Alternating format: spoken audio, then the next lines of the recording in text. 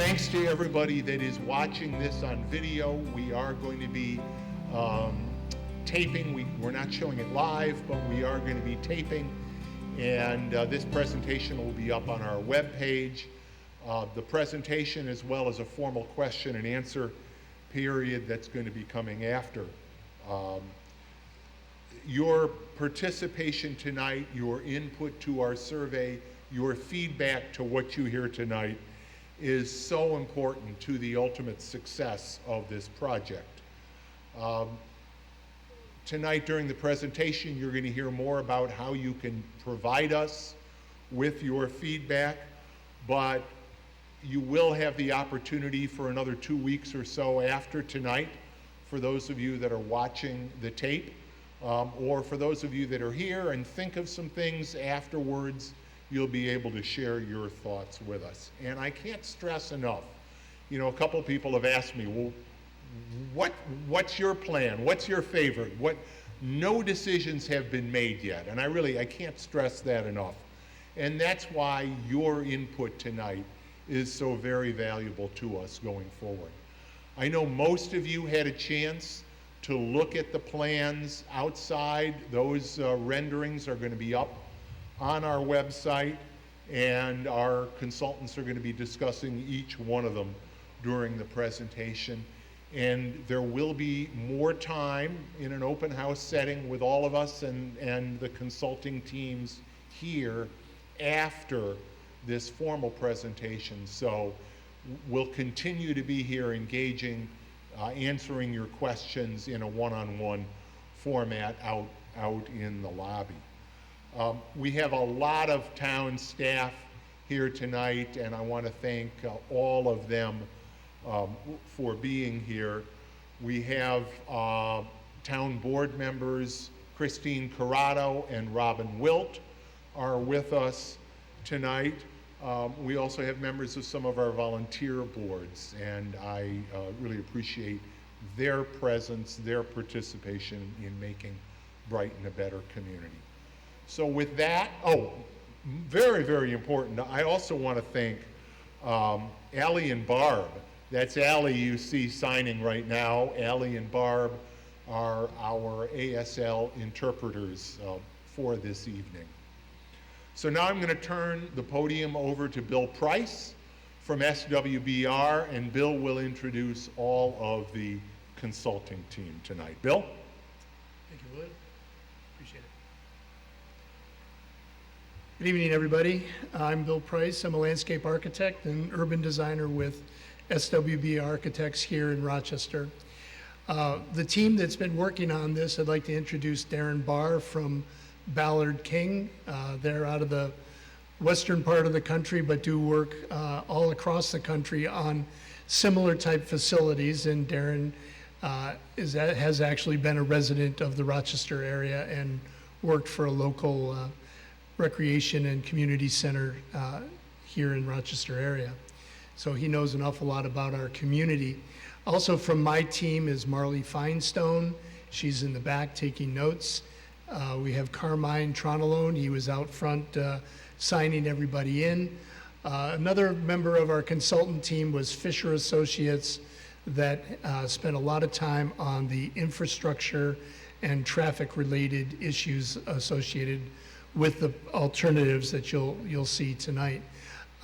This is not just a consultant team that put this together. I want to thank Becky Cotter from Brighton Parks and Recreation, Matt Beam, Mike Guyon is here, Paula Parker helped us out, Supervisor Maley, all of the town board, including Christine and Robin, participated in our stakeholder interviews and reviewed some of the information as this process went along. The town attorney is Ken Gordon, and Ken has been an integral member of our team. And if I forgot anybody, I do apologize. But this has been a team effort for almost a year now. We did start this process back in September, and we started out with a public engagement plan, and many of you may have attended our tent event at the farmers market and at the homecoming that we had early in October last year.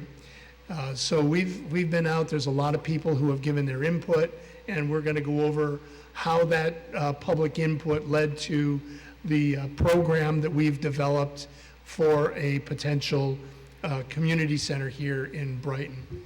The agenda for tonight is our welcoming remarks, which we've had. We will have the presentation. We will do our best to go as quickly as possible through it. We will, at the end of the presentation, have a question and answer period. This is a small enough group that if you have a burning question that comes up, I think that we could probably address that question. But for the fact that we are recording this and for our interpreters, I would like to keep a lot of the questions toward the end so that we can consistently respond and get those responses recorded properly.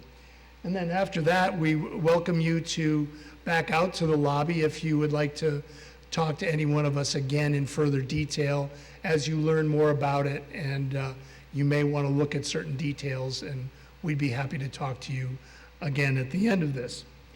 So this presentation that we're about to go through is going to look at the public survey and public engagement that we did. Darren and his firm worked on a market analysis that looked at the demographics of the community as well as participation rates in many of the program items and types of activities that would be included in a community and recreation center. We have additional criteria that was developed from our interviews with stakeholders, and we'll talk about those.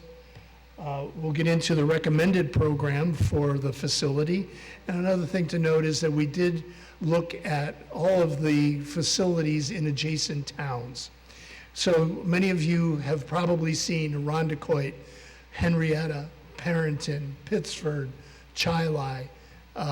Many of these are new facilities, and we looked at those so to make sure that our program wasn't specifically overlapping with the facilities in those adjacent communities. We're going to look at the operational assumptions, and that is things like staffing levels, hours of operation, and the programs being offered. We look at the parking standards. We also look at the three different alternatives. What we determined to do here was look at three distinctly different alternatives and different approaches to providing the programming and facilities that you find in a community and recreation center. One is to look at an existing building and do an adaptive reuse of an existing facility in town, to look at a new building, a new structure built from the ground up with everything that our program has identified. And the third option was to look at a single partnership or multiple partnerships, where today the programs, there are swim programs, there are evening classes, there are arts and craft classes, there are things that Becky and her staff and team provide at the Brookside School, and there are things like equestrian programs and things that are provided by off-site by different providers. And so we looked at the option of partnerships as one of the primary alternatives to consider.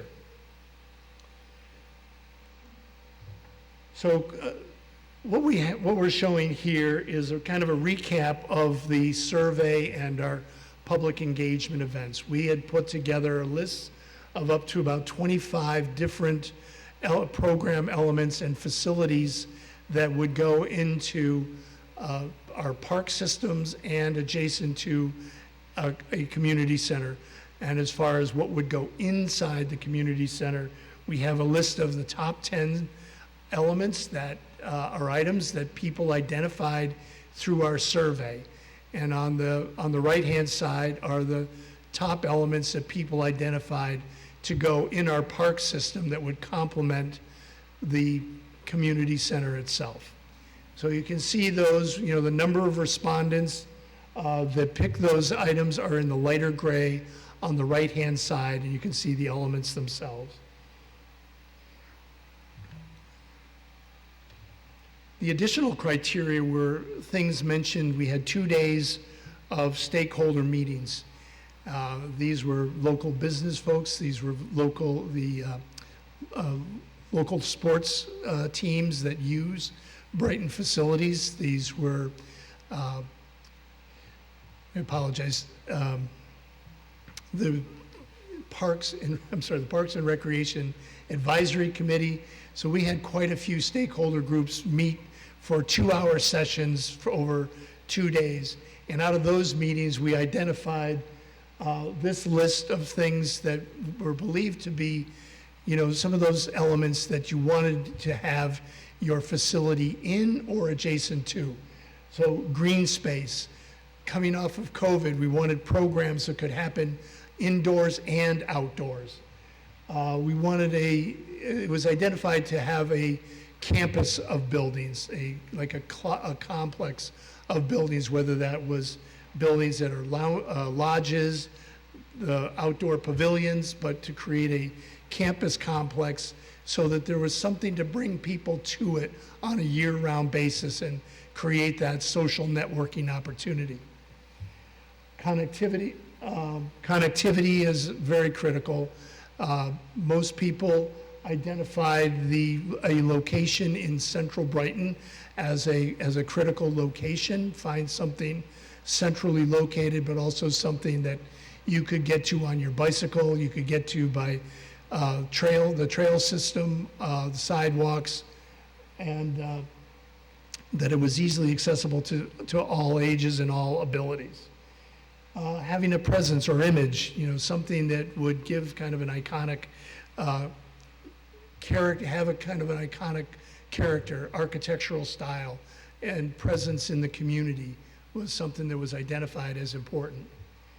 And again, proximity to the majority of the population, all of our neighborhoods, our location for rental properties, but a centrally located location was critical.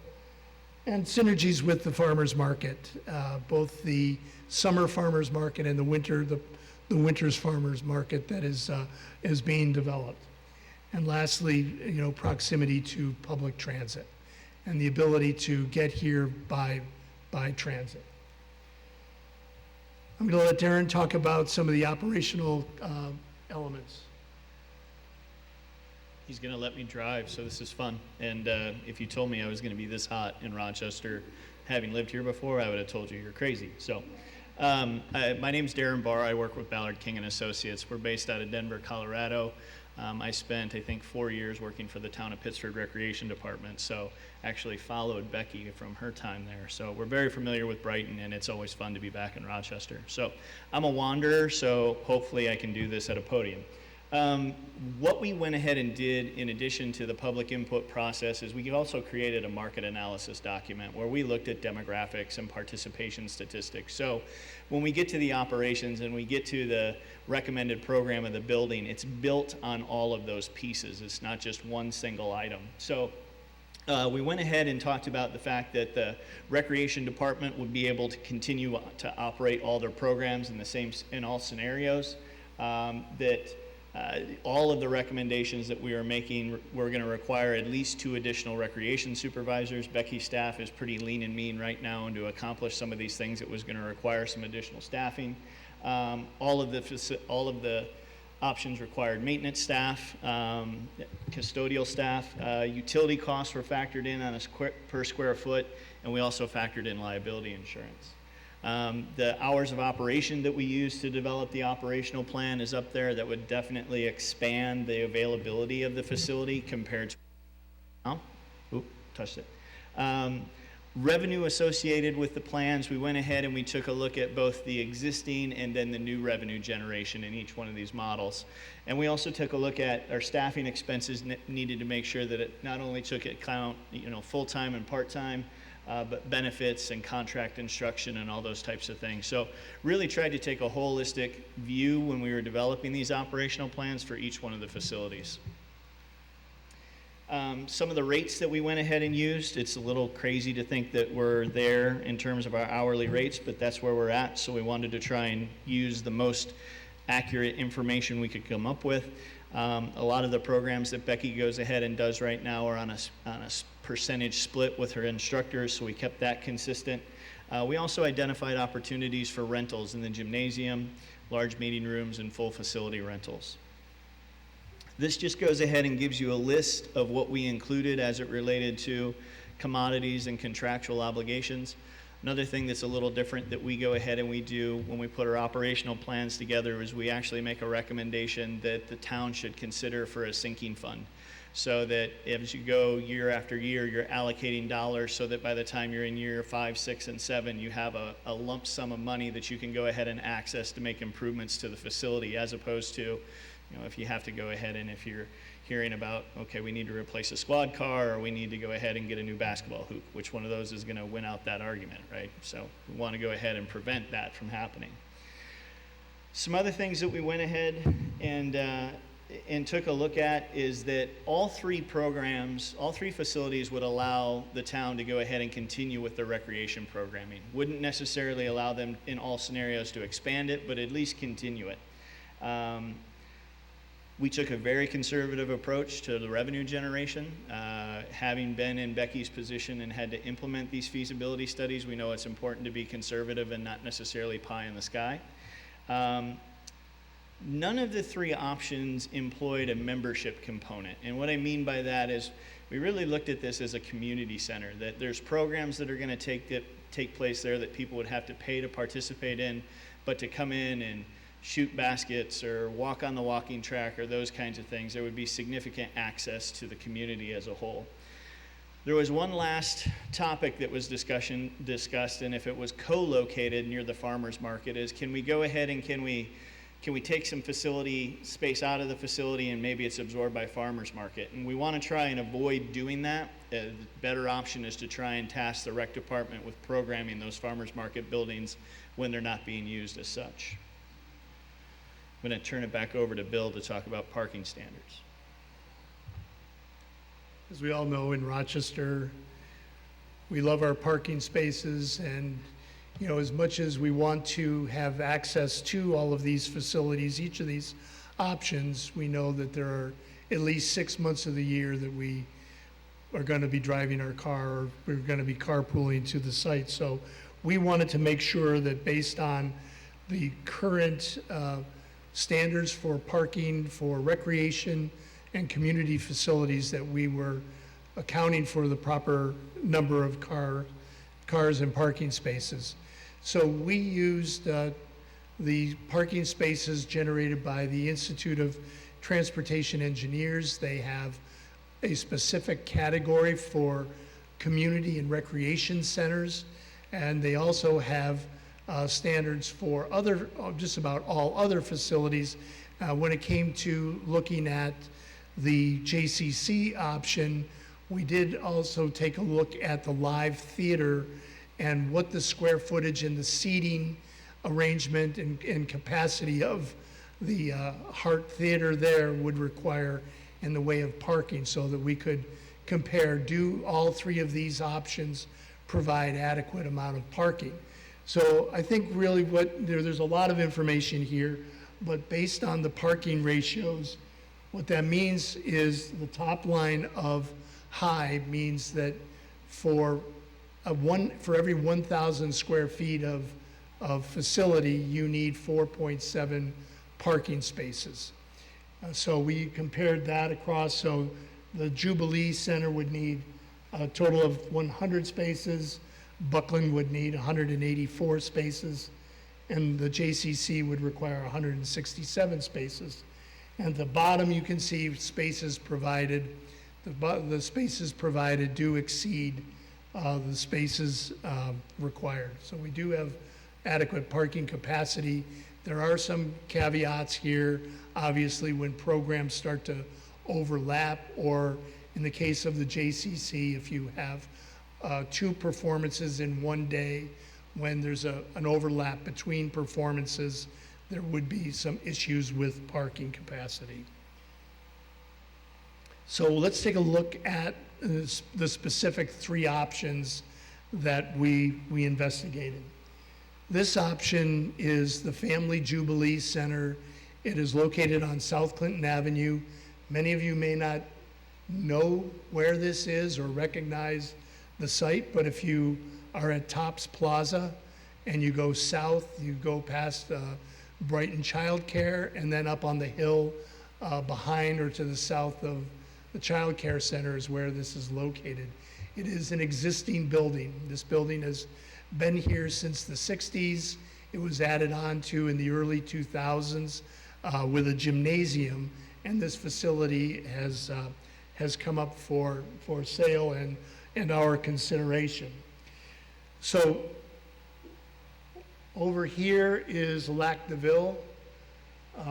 This is an office here, the daycare centers, and then just off the photograph, thank you, just off the photograph is Tops Plaza.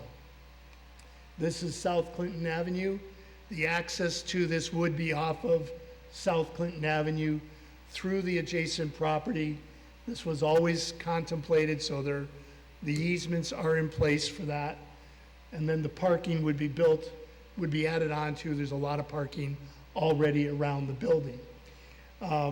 Some of the things we could conceive of doing in the back would be adding pickleball courts, adding a half basketball court, outdoor pavilion, and playground facilities, and still have some space, fields for kids to go out and play. The very east end of it over by Lac de Ville is lower, and that's where we would need to put stormwater management facilities over there to take the runoff from our new parking area. Question was, where's Tops? Oh, sorry. Tops is right up, just off the picture, kind of in the words, conceptual design. So it's very close. So this site is close to some retail, to housing. There's, the whole Lac de Ville development is down here. There's townhouses here and here, single family, multifamily, new development going on across the street from McQuaid. There's a new development there. And this does have transit. The bus system does go down Rue de Ville and then turns on Lac de Ville and then turns east to go down Westfall. It probably comes in the opposite direction as well, but I'm not sure of that. So the floor plan, this is where I welcome you to look at this. This presentation will be online either tonight or tomorrow morning, but take a look at this. We have laid this out with our meeting rooms, with our lobby, with our storage, with the gymnasium, with as many of the program elements as we could. This does, however, have a deficit of square footage. So this building is approximately 21,000 square feet. These are a lot of numbers to look at, but if we focus on the total square footage that's offered in this building, it's 21,000. Our desired program, what we are recommending that a Brighton Community and Recreation Center have, is closer to 38,000 square feet. So we're looking for something in this range. This building provides something less than that. So we have to look at, is this the most desirable alternative? And all of these options that we review, and I welcome you all again to take a closer look at this when you have time, is these are the program spaces that we're trying to fit into a facility, and this is based on all of the public input that we did receive. So how much would this one cost? So this is already built. It's a building. It's there. So there's a lot of costs that are that we don't have to incur. But there are sections that need new roof. There are sections of the building that need new windows. There are interior improvements and moving walls around to go back to that, to achieve that floor plan that we desired. So this building is going to take about $4 million in building improvements to get it ready.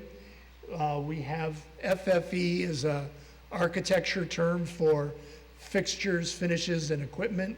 So it's everything in the room that isn't nailed down. Chairs, tables, phones, all of the systems and furniture in a building. Kitchen equipment, it has some kitchen equipment. So we're not starting from scratch there, but we do have to supplement it once we've designed it. So we're carrying a cost for kitchen equipment, AV and technology, really the IT systems. There's a lot there already. There's a lot of wiring already existing running through the building that we don't have to do, but we still have to connect the system back to the town of Brighton so that the access from there to the Brighton system is accommodated. Playground equipment, site improvements, the whole number is about $5.4 million, and then you add design contingency. Basically, design contingency is stuff we haven't thought of yet. Things when you get into the final design, you want to carry a budget for the stuff you haven't thought of because you just haven't done a lot of design yet. Architectural and engineering fees, the soft costs, construction contingency, what happens when you run into some problem during construction. So that adds up to about, brings the total cost to about 7. And then this building we would have to buy.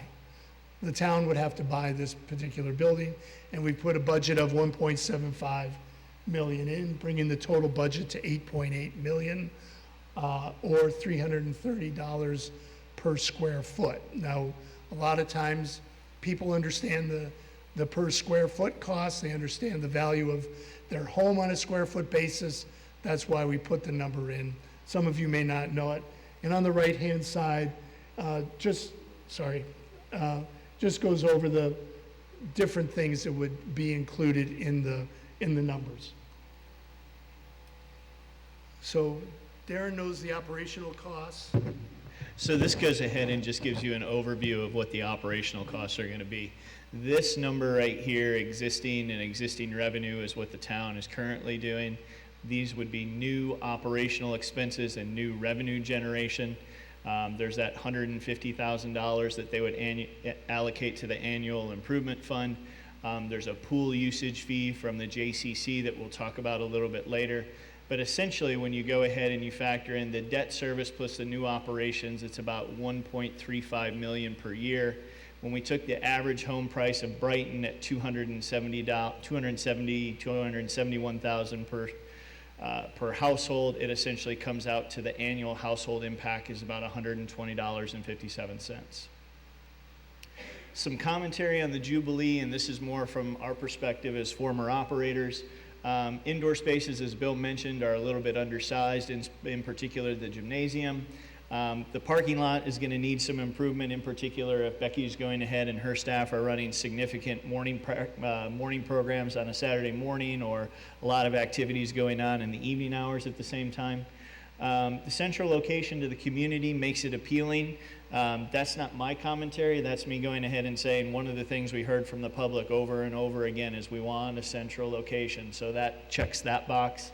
The fact that it's already built, it could be a relatively quick transition as opposed to a protracted design, having to go ahead and go through those processes. The one detraction outside of parking from this facility would be, we heard from the public, we want a significant green space adjacent to the facility, so it's sort of not checking that box. The next one Bill's going to take a look at is Buckland. This is our new build alternative. So this is, if we, in a perfect world, could we, and we had enough funds, we would, where would we start? Where would we put a new facility?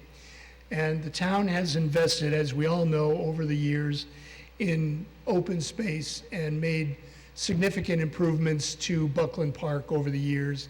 It's very well used, it's very well programmed. It offers facilities for a very wide range of our residents and visitors. So we looked at where in Buckland Park would we put recommend to put a facility. And we looked at, this is, over here is the south end of the Brickyard Trail. This is Westfall Road. This is the Buckland House itself. And then over here, we get into the tennis courts, the basketball courts, and then all the play fields are directly adjacent. This is the community gardens and our memorial right here. So and this is the improved building for the Winter Farmers Market. And so this is going to be this will be a complex itself up in here, and we propose to put the community center building down here. When you see, why do architects bend buildings and turn buildings in funny directions, we wanted the entrance to be right here, adjacent to the parking. Some of this parking would be shared with what's going to be available for the farmers market. And then we wanted to orient part of the building and the views and create the space that aligns with other facilities that are already existing in Buckland Park. So the floor plan that we would propose for Buckland, this does include, this is on the ground floor, and on the ground floor we would have a double gymnasium that allows for multiple events going on at any one time: basketball, pickleball, volleyball, just a whole host of different events. And then on the upper level, on the upper level, there would be a walking track, elevated very much like what you see at the JCC, or if anybody's been to the new Town of Henrietta recreation facility, they have something very similar that's above their gymnasium. Back on the ground floor, we have an indoor playground. One of the things that moms and dads kind of really stressed was a place to bring their kids during the winter. Some place that is indoors, something to do with the kids. So filling that need would be an indoor playground. All of the yellow represents various meeting rooms. These meeting rooms can serve a wide range of functions and be divided off so that multiple functions can be happening at the same time. The administrative portion is near the entrance. Then we have a senior space. Right across the hallway, we would have our commercial kitchen. We have changing rooms and restroom facilities, and then fitness equipment down along this southern side of the building. On the second floor, it would be open, be a large cathedral ceiling in this area, but then we would have a dance studio or studio facility with the proper floor on the upper level. We would have more storage, mechanical room on the upper floor, not down on the first floor, and then elevator and stair system to get up to the track and to the upper studio that would have a bank of windows and be looking down into the gym on one side and looking down into the lobby on the other side. Yes, hi.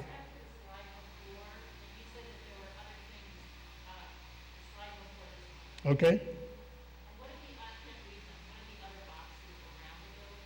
Okay, so we tried to lay out, there's currently an existing barn. Oh, I'm sorry, I keep putting on. There's an existing barn here that hopefully will be renovated into a performance space or some type of space associated with the farmer's market. What we wanted to do is have an outdoor kind of like an amphitheater area outside of that so that, bands and performances could set up in here and then people could sit on the lawn out here. And that would allow for some distance between the community center and the farmer's market area. We also have areas both here and here for outdoor activities. So we wanted to make sure there was a space for covered pavilions so that some of those classes that were are typically held inside could also go outside. We also want to have space for a playground in this kind of courtyard space, and potentially for a water feature, specifically possibly a splash pad that could be in this general area. So we kind of laid out, this is kind of a bubble diagram. The dark black lines are just showing circulation patterns throughout the site and how we would consider breaking up the space outside. Okay, thank you. So because we developed the program, we could design a building that met that program. So not a lot of conversation here.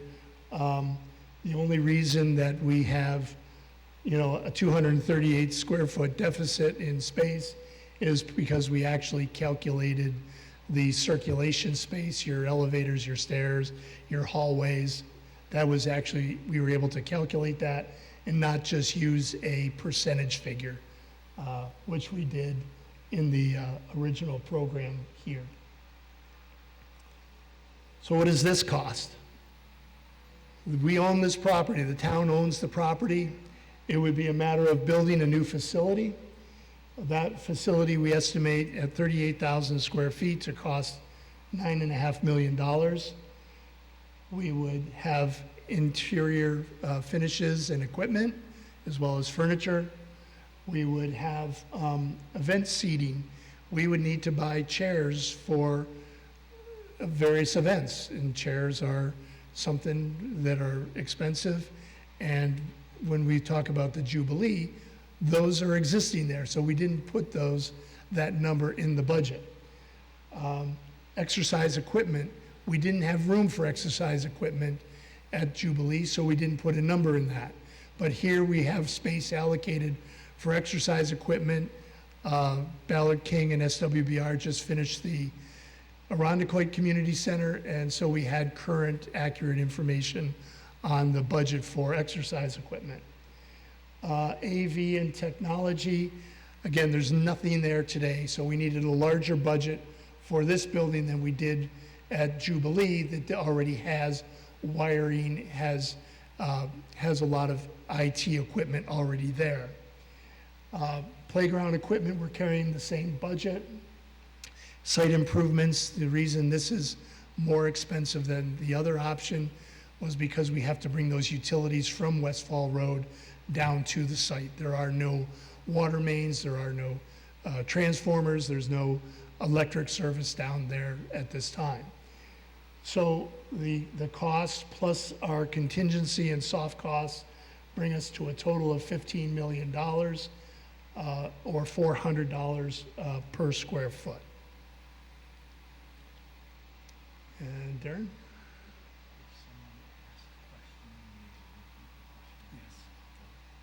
Okay, quick, sorry. All right, same numbers from last time in terms of the existing. We have a slight increase in terms of our expenses over the Jubilee property. Also go ahead and realize a little bit more revenue generation. Again, this is a conservative estimate, and this number is an average built off some pre-COVID numbers, so I think there's some opportunity there. Little less allocated to improvement. You're dealing with a brand new building. When you go ahead and talk about the debt service and new operation, that's about $1.7 million. Again, average home price, household impact about $157 annually, $158. I think the thing that you have to think about when you talk about a new building, yes, it has a higher cost. It's also purpose-built construction. You're not trying to take something that was built for a different purpose and make it your own. You're in that now. The current location does that. So the location, by putting it in Buckland Park, there's some really neat synergies that can happen between the outdoor spaces and the indoor spaces, and passive recreation and active recreation, so that's a huge plus. Location and presence on a bus route facilitates participation from all across the community.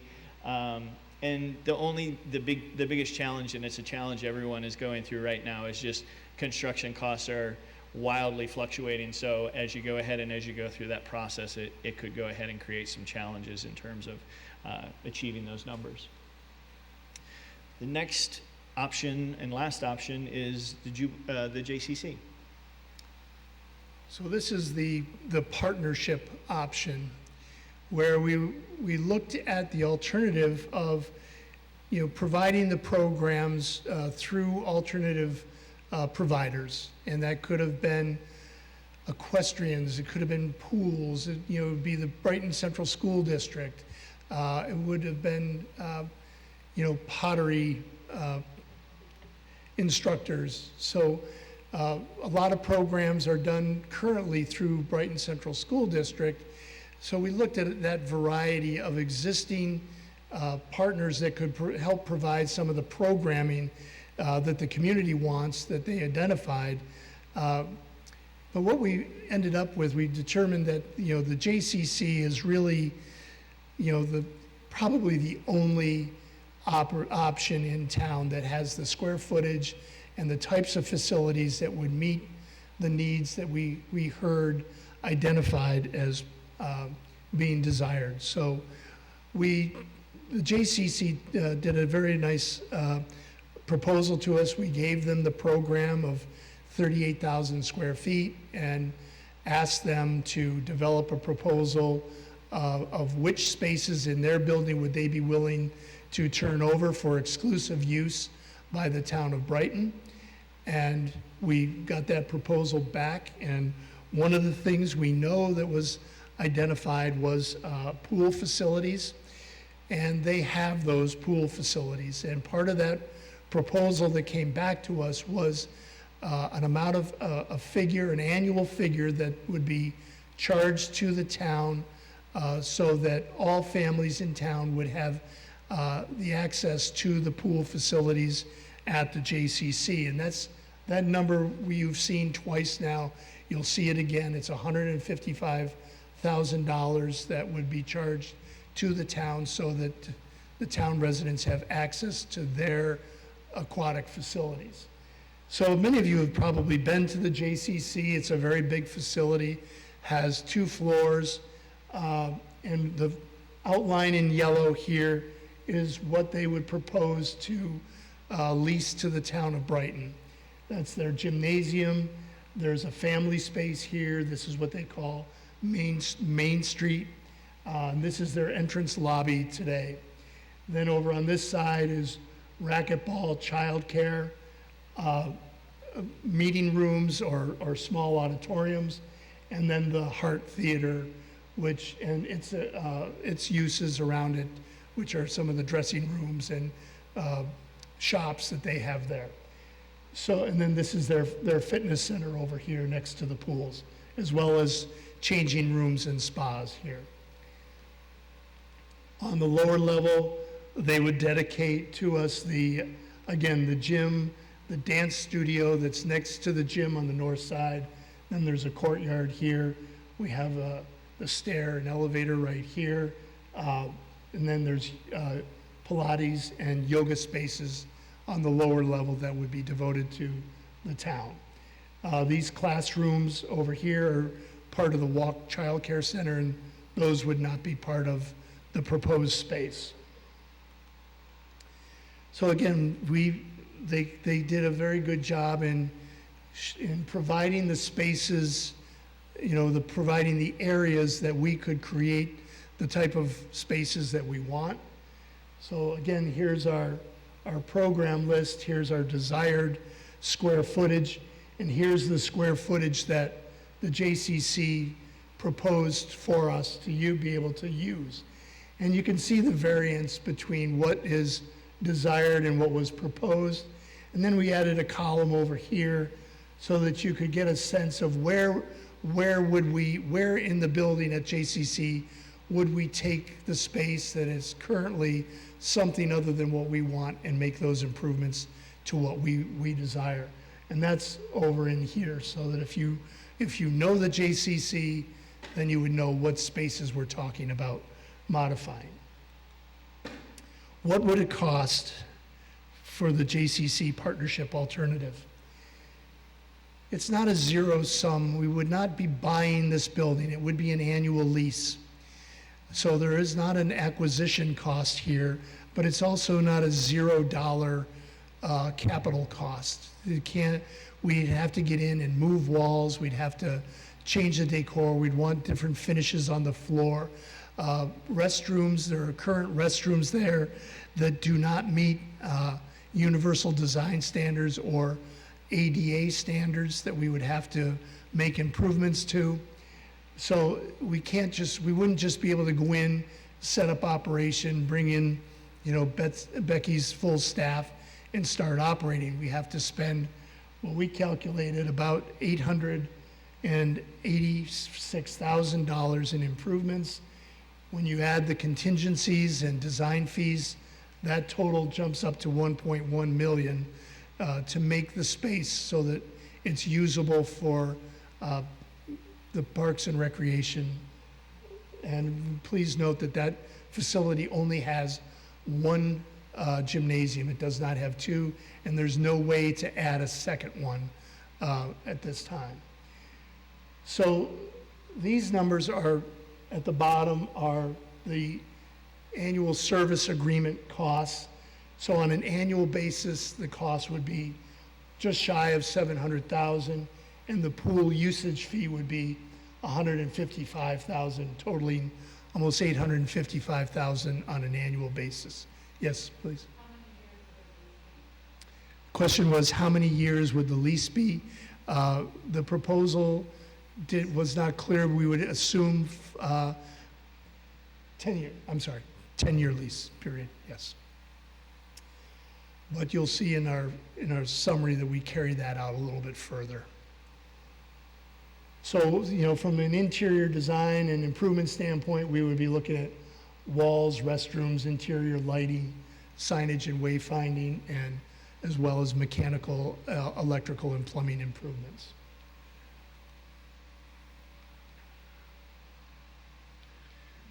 So with our operational model, you probably are like, wait, internal chargebacks. There are some things that we included in the other two options with Jubilee and Buckland in terms of groundskeeping, snow removal, those kinds of things. That was included in the JCC's proposal.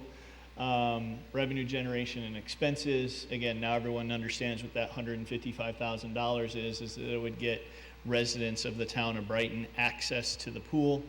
When you factor in debt service for the improvements that Bill discussed, plus the rent, plus the operations, that comes out to about $130,000, or not $130 per household, not $130,000. Just so you know, when we factored that number, we factored as though the debt service was going to be retired over a 30-year span, and we factored at a 4.5 interest rate. So tried to be conservative with that as well. Some commentary. The fact is that there's more than just Brighton Recreation programs and services that are there. You could go there for participation in a program or your family, and when that gets done, if you can access the pool, you could do that. Or if you had a membership, you could go ahead and potentially get a workout in while your kids were going ahead and participating in programs. There is adjacent green space next to the JCC, so it checks that box. It's not town-owned green space, but there is that green space available.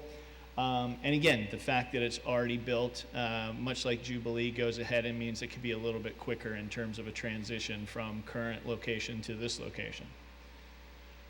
When we went ahead and we looked at the next steps, and I'm giving Bill a bit of a break here because he's working too hard. When we go ahead and we look at this, the town asked us to come up with a decision-making matrix. So we went ahead and we kind of bounced some ideas back and forth and said, what are the things that we want to go ahead and compare with these various options? So we looked at investment dollars, sustaining existing programs, the ability to expand programs, location, connectivity, adjacent green space, visibility, presence, ample parking, partnership. We didn't say good, bad, right, or wrong. We just said if there was a partnership involved, and then whether it's a retained asset, and then the annual household impact. So with that, we tried to use our information as your consultant team to go ahead and say, is it a positive? Is it a negative? Is it a neutral? We bounced this back for maybe a month, going ahead and making sure that we didn't have any kind of jaded view of it when we put it together. But again, it's a tool, right? I think the thing that's important when you start talking about a feasibility study is that it's a method by which to go ahead and make some informed decisions. We're not walking away saying, do this, do that. We've provided some recommendations, we've provided some information, but at the end of the day, the town will have to go ahead and choose how they move forward from this. Someone was, yes, ma'am.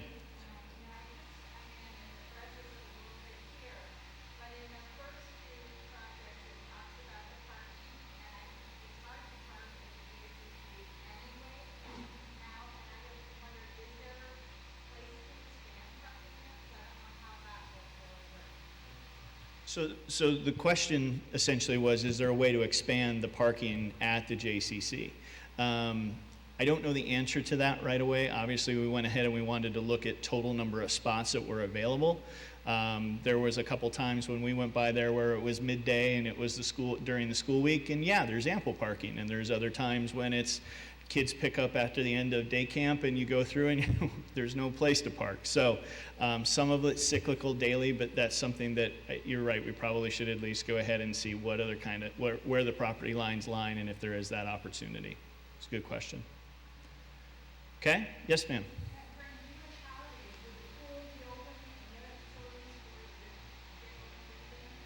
So the question was, if you have questions, we do have a microphone to come up to. The reason I'm repeating it is, the question was, on Jewish holidays, would the pool be open? We didn't go into that level of detail in terms of discussion with them. It was more of what we heard from some of the stakeholder meetings and focus groups, but more so through the survey, that access to indoor water is something that we were really, the residents were very interested in, and we knew we had that opportunity to talk with the school district and to talk with the JCC. And since we were already discussing the potential partnership with the JCC, that was a reason for doing that. But I don't know that the partnership, it was a proposal for space. I don't know that that level of discussion has taken place yet. Can you come up to the microphone for me? Sorry, I'm making people get up and move around. I just wanted to ask you what the pool, the $155,000, does that include, someone said something about there would be a charge every time you used it, so could you explain that a little more?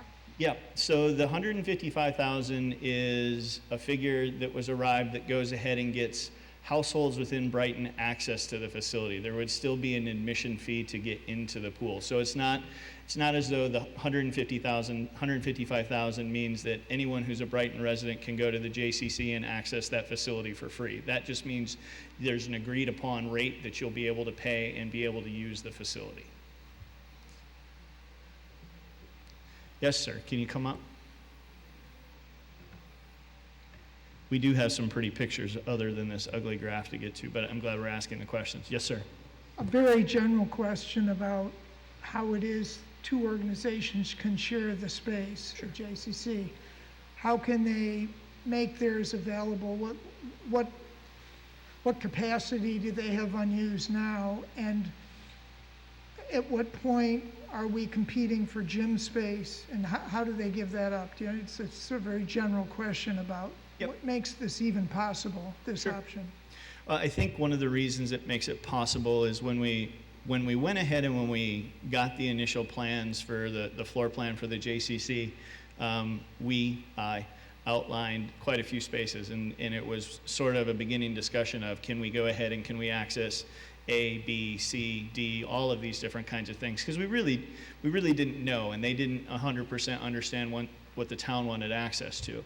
What we came back with and what Bill showed as those highlighted yellow lines is what the town would have access to for exclusive programming. So if the JCC wanted to run a program, as I understand it through reading this, as the JCC wanted to run a program in the gym, they'd need to approach the town to go ahead and to run that program. Conversely, if the town's enrollment for a particular class exceeded the space that they had, they would have to go ahead and approach the JCC of, can we kind of borrow into this particular space, and how that agreement works. There are a number of groups that we have worked with across the country that have gone ahead and done partnerships like this, be it with the JCC in a municipality or a private provider in a municipality or two municipalities. This is one of the first that I've worked on where it's an existing structure. So the fact that it's an existing structure and not a purpose-built structure for a partnership makes it a little bit more of a challenge on the front end, but I'm not going to suggest it's insurmountable. It's just going to require a lot of communication. Let's go ahead and jump just to the next couple, and then we'll come back and we'll grab your question, okay? So I'm going to let Bill talk about these because my pictures don't look this good.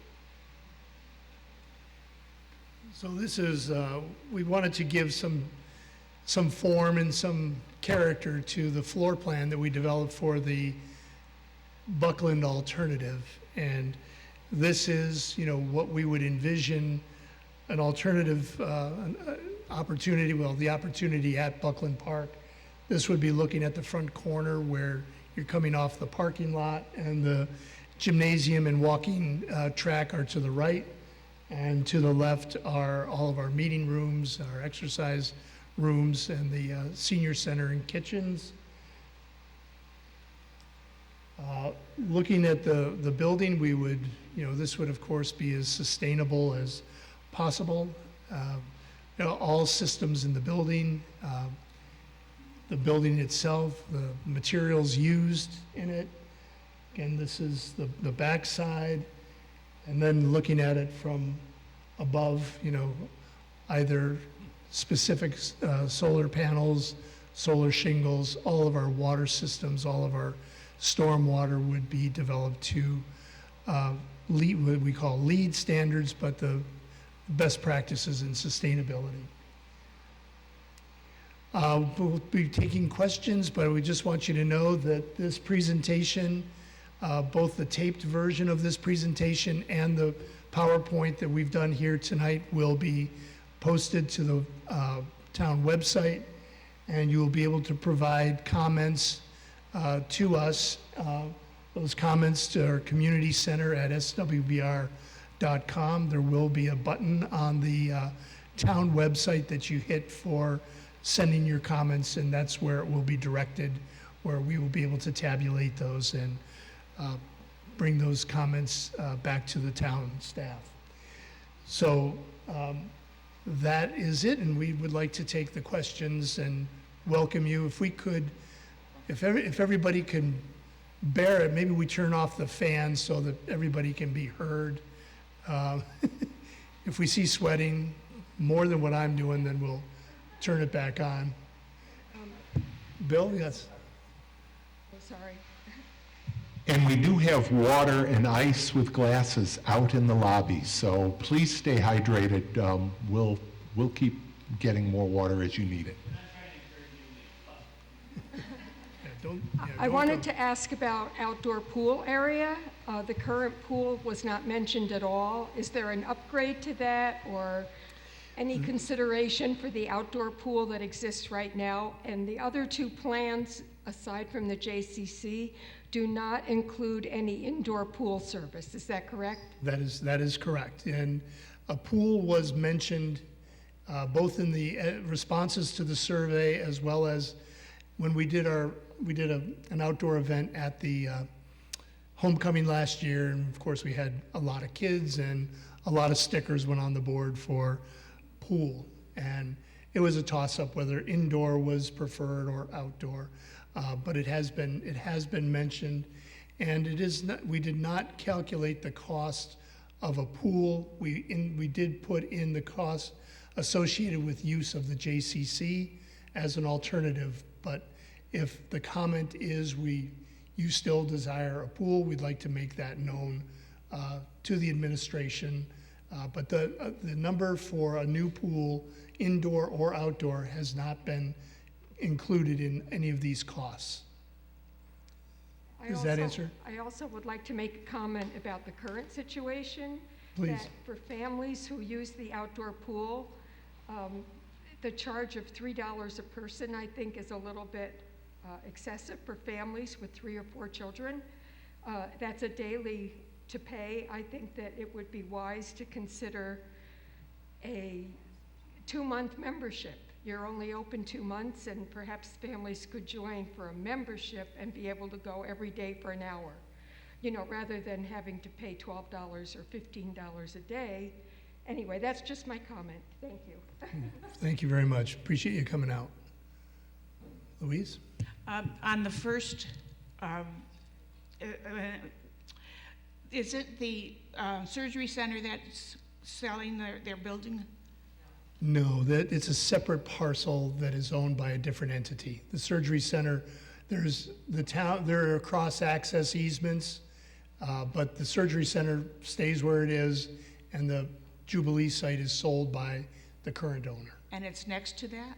Yes, it's right next to, yes, correct. Because that's what I was thinking, there Yeah. is a lot of land there, and so you could build a pool, or, Let me see if I can, I'm not sure if I have the technology to go back quickly.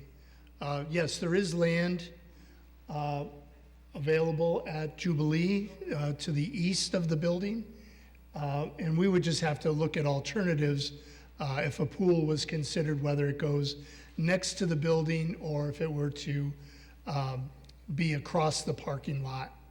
We could certainly look at flipping the green space in the parking. It just puts parking And a little further away. the comments, going to what this other person just said, comments around that I've heard is that people are very dissatisfied with the pool here. They say compared to other towns, especially, that it's small, it's doesn't have very many amenities to it, Sure. and they would like, if we are keeping this pool, at least put something else into it besides water. Okay, all right. Thanks, Louise. Can you go back to the site where we can make comments and leave that up there, so if they didn't put it on this piece? Would the Jubilee site, is that what you? Oh, that, okay, there you go. Thank you. Hi. Hello. I find all three of these proposals exceedingly unambitious, and I understand the town doesn't have an unlimited budget or unlimited resources, so was further expansion or the ability to create further expansion considered in any of these sites? And is there a somewhat laid out plan that we could take on for further expansion? The ability to, the question was about the ability to expand. We would have to say that the ability to expand is quite limited at the Jubilee site. And as you see, it would need another 18,000 square feet, not quite doubling the size of that building, just to achieve the desired square footage that we would like today. But if you were to then try to add on to that, you would be looking at, parking and stormwater probably taking up the rest of the site. And there really is nowhere to go either north or south because of topographic reasons and the fact that to the south is residential townhouses. So the expandability is very, very limited at Family Jubilee site. At the JCC site, expansion would come at the cost of JCC facilities being eliminated in favor of Town of Brighton facilities within the existing footprint of the building. I don't know that I could say that there's a way to expand outside the building, but it's possible, I suppose, on the Edgewood side of the building.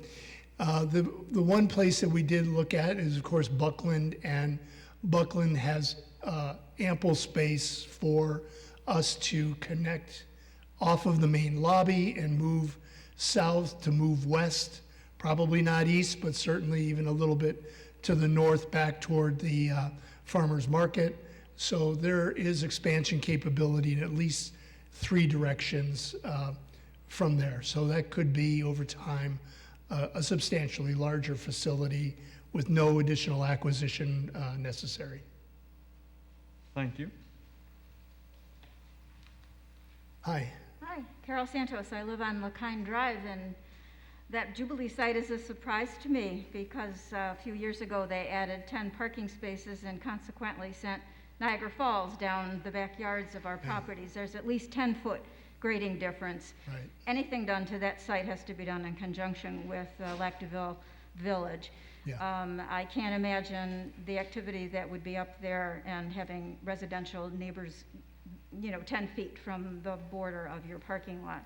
Right. I had a couple other things. Will this building continue to be used as part of the town, or would the town be able to move into this center? And then this site could be used for affordable senior housing in Brighton, which would be lovely.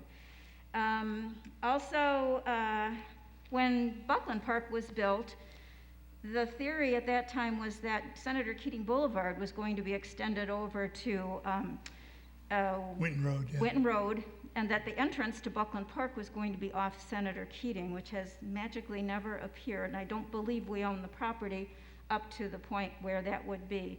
I didn't see in the plan any entrance site that could be made from a potential Senator Keating Boulevard. Is that still something that could be considered, or? Certainly, yeah, Okay. it could be. Yeah, I'll just say yes to that.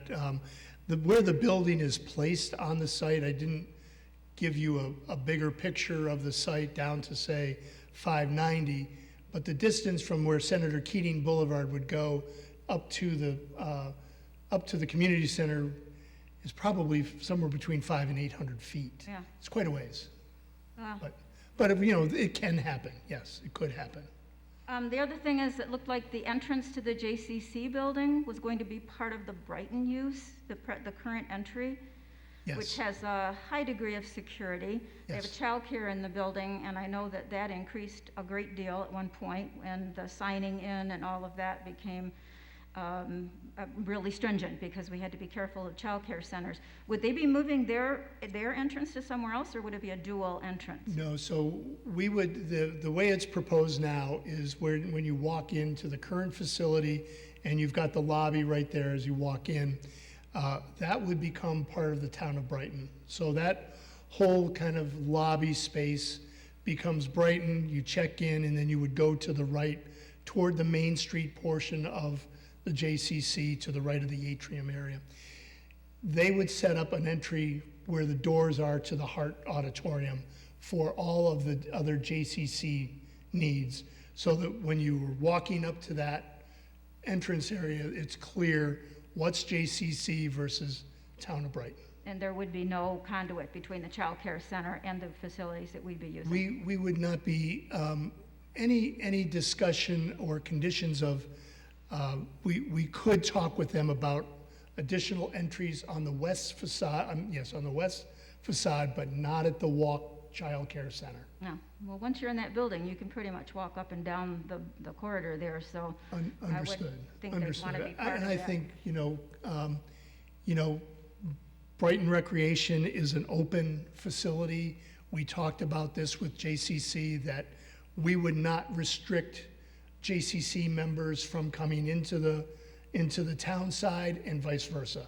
So you would not have controls between the two. The other thing that I thought of, and of course it's a dream, but Parrington at one time when I was living out there found a delicious way to build up a fund for a community center by putting a fee on each of the new builds. And so they had quite a big slush fund when it came time to do their Parrington Community Center. They did not have to go to the community for approval. I guess we didn't do that, so we're gonna go to the taxpayers.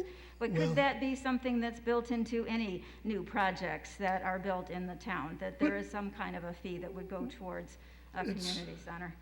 That's an interesting point, and I think at this point in the discussion and in our assessment, we've identified what the cost would be, the financial impact to you as a resident if you had assuming the average home price of $271,000. Those numbers were laid out between $157 to down to $120+ per household per year. There are alternative ways of doing that funding. I would point out that a lot of towns, I believe including Brighton, does have a park and recreation fee or a fee in lieu of park improvements. Sometimes when a developer comes in, builds a subdivision, they put in specific playgrounds or open space. or they contribute to a broader recreation fund. But please know that the funds collected by the town of Perrington would never amount to enough to pay for what they have. That is all paid by a landfill. And that's the compromise there, is you get a very, very nice recreation facility and community center, but the trade-off is a landfill, at least in that town. I appreciate that, and I think if you're going to count on bus stops on Westfall for people to get onto that site, that they don't exist. So we need to talk with bus services Yeah. too to make sure, if not a bus loop, which would be ideal for our disabled community, Right. but at least a stop that's adjacent or close to the entrance. Yeah, Thank you. Thank you very much for coming. Appreciate your comments.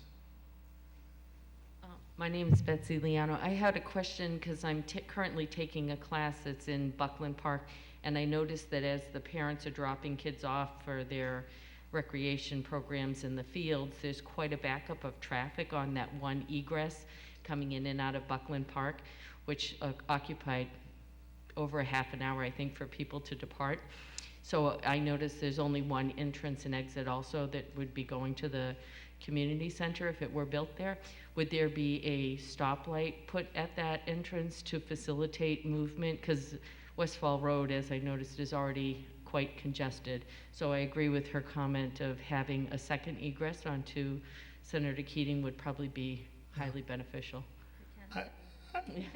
I would have to say, you know, I don't mean to speak for representatives of the town, but I would say that they would agree with that wholeheartedly, that if we could get the type of development that the way that the Senator Keating is set up is to be funded by development as it comes in between 590 and Senator Keating, that it gets built out hopefully in one shot, but more likely incrementally the way that it has been done to date. And certainly the desire, the original intent of Senator Keating was to get traffic off of Westfall. That was really its sole purpose, you know, getting people off of 590 and into the medical complex area before getting to Westfall. Well, it remains an objective of the town, and certainly serving Buckland Park with multiple access points is also desired.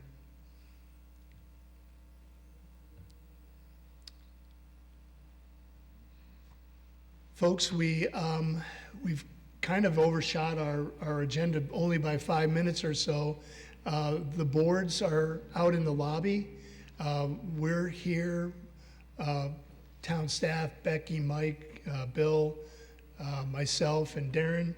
We really thank you. Please consider submitting any of your comments to us after you've had a chance to digest everything and think about it, and think about what you would like to see and any recommendations that you have. So we appreciate everybody coming out. So thank you very much.